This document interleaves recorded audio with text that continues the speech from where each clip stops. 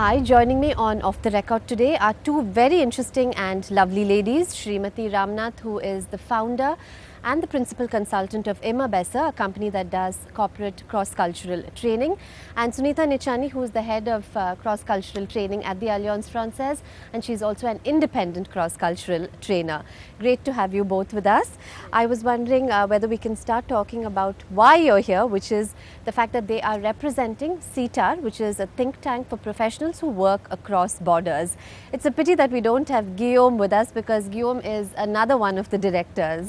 I would like to add something before Sunita says. You said we are a think tank of professionals. I would also like to say we are a professional body of interculturalists, and today, that might lead us to the question as to who is an interculturalist.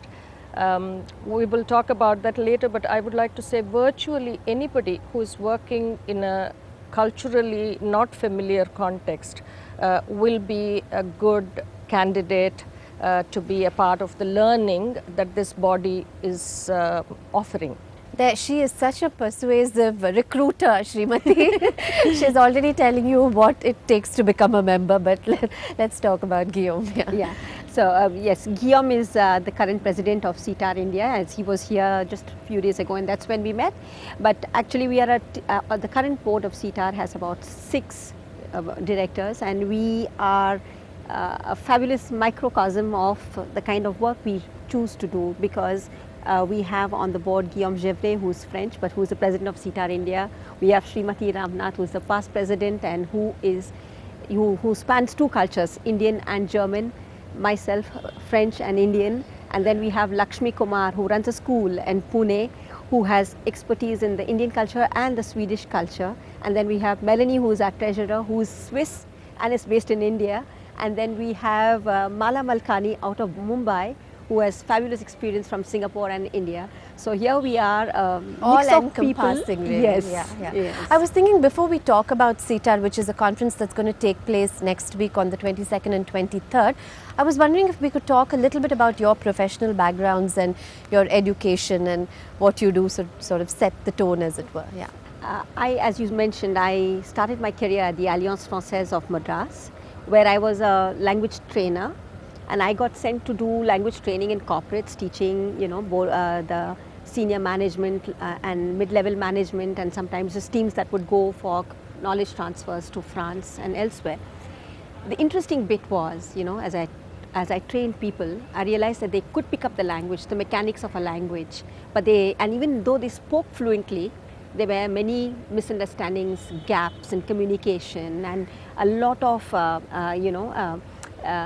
let's say, slippages between the 2 teams. And that's when I started to specialize. I went on to do my master's and my MPhil in, intercultural studies as part of one of my subjects.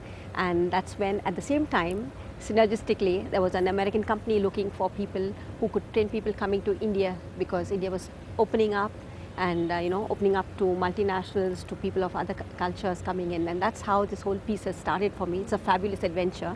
Out of language training has evolved this piece, which is passionate, because it is finally about building bridges and understanding. Is your not story, just communicating? Yeah. Is your story similar?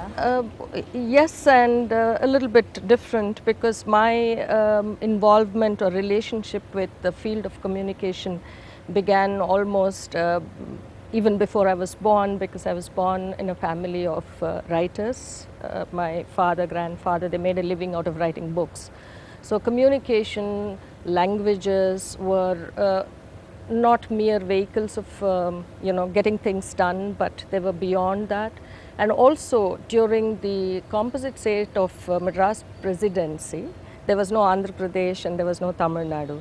I speak Telugu. My parents and my grandparents came to Chennai because this was the place which gave intellectuals jobs.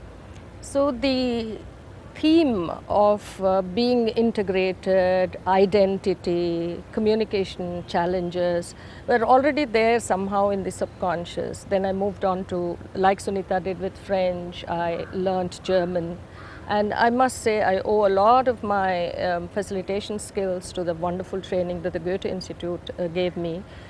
I was teaching language and culture for a long time until, after the liberalization, there was a lot of demand from the companies to the Goethe Institute saying that they'd like to have a short-term, specific course to enable survival of traveling engineers. And that was a new need, and I was one of those who was leading the project.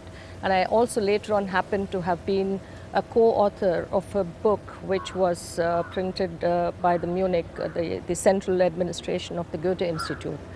That sort of fascinated me. Then I moved on. I occupied myself with this theme.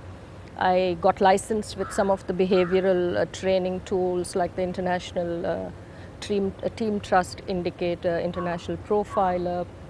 Then that's from the UK, and I also attended a course on reconciling cultural dilemmas. It's by Hampton Turner. It's one of the pioneers in the world. That's in Switzerland. Then I did the personal leadership training program, which is a wonderful tool for understanding of the self, which is the premise on which the entire cross-cultural work is propped, I would say. And that's from Denver, Colorado. So this has been my journey. And more what I learned is from colleagues, from friends, and from my students. So now can you tell us what CTAR stands for and what its credentials are? CTAR is an acronym for Society for Intercultural Education, Training and Research.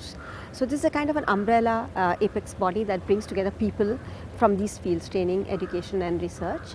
And CTAR is recognized by both the UN and the EU, and it is present worldwide. There is CTAR USA, CTAR Europa, with each of the CTARs in the within Europe. You have CTAR France, CTAR Deutschland, and you have CTAR Japan.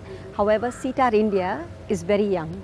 And you are part of the founding team, so that must have been very exciting. Absolutely, you can say that. CTAR USA, like Sunita said, has been in existence since 1974, and India is a very young organization. I bumped into CTAR by surfing the web. That was about almost 10 years ago. And I never really thought I could afford to, or I will have the wherewithal to go there. But I decided some years ago to make a presentation at one of the conferences in CTAR France. And that's where I met an inspirational figure called Heather Robinson, who was a member of the Global Council. And she said that one day, we should have CTAR India.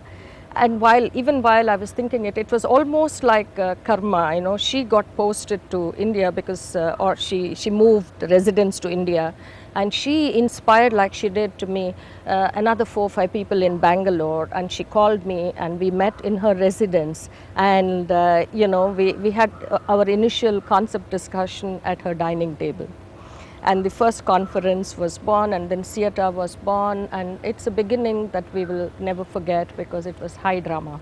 So what is the membership fee and what is the profile of the members? Right, see, we have different categories of memberships actually.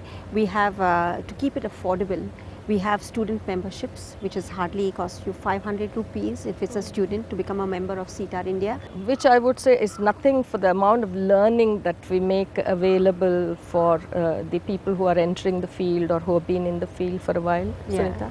Yeah, so this is useful, for example, for people doing MBA or just about any kind of work which will involve them, media studies, which will involve them communicating as well. Then we have educational institutions have a different category of membership, which is rather really again priced lower. And then you have corporate memberships that are that give you a very good deal because the corporate membership can include 3 people in it. And then you have membership as well for individuals. The fee structure is up on our website, which is www.ctarindia.org. It's a relatively easy procedure. You just download the form and fill it up and just send it across. And the profile of your members? Yeah, the profile of the members is of course very, very diverse. However, it is predominantly, if you were to analyze the demographic profile of the members, it's more the corporate trainers currently. We would like it to be also, including people who are doing non-profit work or social economy work, as we call it, or people, for instance, healthcare, doctors who are all the time in critical communication situations with patients who come from different cultural, different linguistic backgrounds. It's so critical for them to be, a part of this learning exercise as well.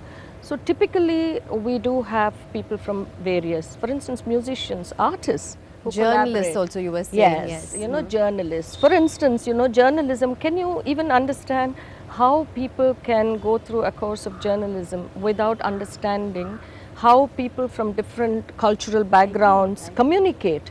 Because today we are moving from, all of us, whatever occupation we are practicing, we are moving from a domestic context to a non-domestic. I mean, I wouldn't even say global, because within India, people no more work in a place, in a state that they are born in. So the movement, the mobility has necessitated people to understand communication, which is also culture specific, before they decode and report it. And the journalist, it's even more critical, I would think. So your conference is upcoming. It's on the 22nd and the 23rd of this month at the Connemara. We're going to be talking about what this conference's theme is and what they've done the past few years as well. Stay tuned to Off the Record.